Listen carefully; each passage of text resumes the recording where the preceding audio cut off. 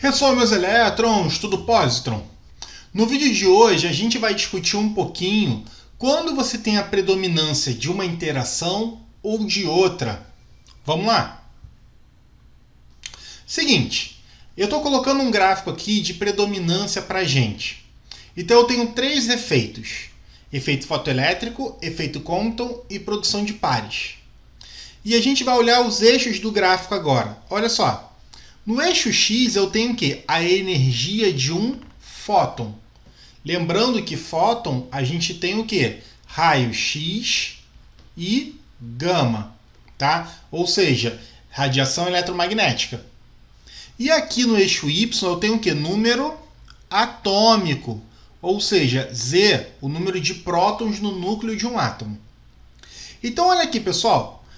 Quando eu tenho baixas energias, olha para esse gráfico. Esse gráfico é quase um gráfico logaritmo. 0,01, 0,1, 1, 10 e 100. Ele está sempre multiplicando por 10. Então, quando eu tenho baixas energias aqui, por exemplo, até 0,1, o que acontece? Quando eu tenho baixas energias, eu sou favorável ao efeito fotoelétrico. Então, como é que eu vou saber? Aqui, é só a gente ligar. Por exemplo, número atômico 50, com a energia de 0,01, de 0,1, o que eu tenho? Efeito fotoelétrico. Mas se eu tenho a mesma energia para o número atômico pequenininho, por exemplo, aqui, 10, eu já favoreço quem? O efeito Compton.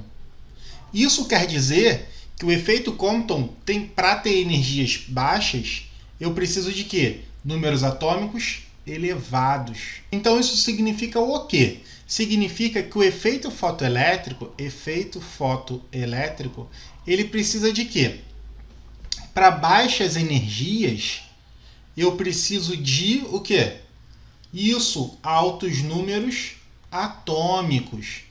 Então, olha, se eu quiser uma energia um pouquinho maior, o que acontece? Eu preciso ter um número atômico muito alto. Então, quando eu vou aumentando a energia do meu fóton, eu vou saindo de efeito fotoelétrico. Quando eu venho para energias intermediárias, até mais ou menos aqui, até mais ou menos 10 megaelectronvolts, o que acontece? Eu já favoreço o efeito Compton. Então, o efeito Compton, o que eu tenho? Energias intermediárias. Então, energias intermediárias. Então aqui, se eu quiser um efeito Compton com baixa energia, o que eu preciso? Pequenos números atômicos aqui, galera. E para altas energias? Para altas energias eu vou precisar de quê? Baixos números atômicos. Olha o comportamento aqui do gráfico. Então, se eu quiser pegar aqui, o efeito Compton para uma alta energia, eu vou precisar de quê? De número atômico muito baixinho. Então, o que acontece? Se você quer um número atômico muito alto, você precisa de energias intermediárias, que são aqui no meio, olha. Se você quer um efeito Compton com uma energia intermediária e com um número atômico intermediário, você vai ter o quê? Um efeito Compton. Se você quiser um número atômico maior, você só consegue com energias intermediárias. Por exemplo, 1 megaelectronvolt. Aqui, por exemplo, 80 e alguma coisa. Já para a produção de pares, aqui, vamos trocar a cor da caneta. Já para a produção de pares, o que acontece? Eu só consigo em altas energias, tá, galera? Então, produção de pares só ocorre em altas energias. Beleza? Tranquilo? Agora, vamos olhar e comparar o efeito fotoelétrico com o espalhamento Compton?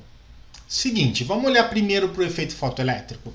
É esse primeiro aqui, Quando eu penso no efeito fotoelétrico olhando para os elétrons, quais são as características desses elétrons?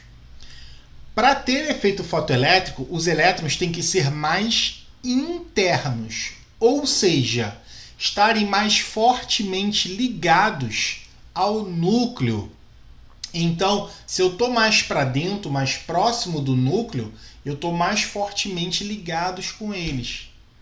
E a energia que eu preciso dar, que esse fóton precisa dar para esse elétron, tem que ser maior do que a energia de ligação. Ou seja, para você arrancar o elétron, você precisa dar mais energia do que o elétron está sendo segurado pelo núcleo. Beleza? Outra coisa, aqui, quando você olha para o raio-x, o que acontece? Quando você aumenta um pouquinho a energia do raio-x, você diminui muito rapidamente o efeito fotoelétrico. Então a gente fala que o efeito fotoelétrico diminui com o cubo da energia. Ou seja, um pequeno aumento de energia já diminui o efeito fotoelétrico.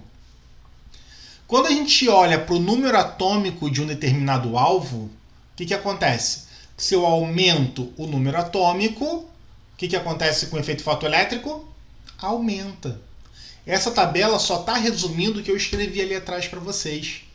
Então, quando você aumenta um pouco o número atômico, o efeito fotoelétrico aumenta.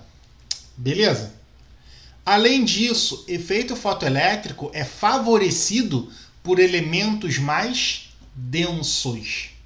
Então, quanto maior a densidade do elemento, maior a probabilidade de ter efeito fotoelétrico. Agora vamos olhar o espalhamento Compton. Aqui. Os elétrons. Quais são os elétrons que participam do espalhamento Compton?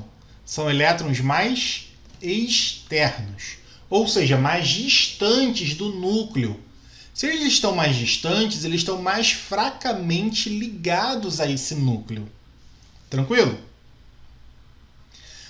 Quando você aumenta a energia desse raio-x, você diminui o espalhamento Compton, tá?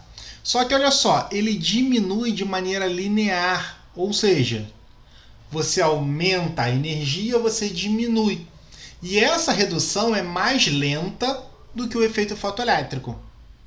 Então, se eu perguntasse para você, aumentando um pouco a energia do raio-x, qual fenômeno diminui primeiro? Ou diminui com maior intensidade? Efeito fotoelétrico ou espalhamento Compton? O efeito fotoelétrico. Olha, o efeito fotoelétrico diminui com um cubo, enquanto que o espalhamento Compton diminui o quê? Elevado a 1. Então, um pequeno aumento de energia do fóton diminui muito o efeito fotoelétrico, mas diminui um pouquinho o efeito Compton. Número atômico. O espalhamento Compton não é influenciado pelo número atômico do elemento. Então ele vai existir independente se é um elemento de baixo número atômico ou de elevado número atômico.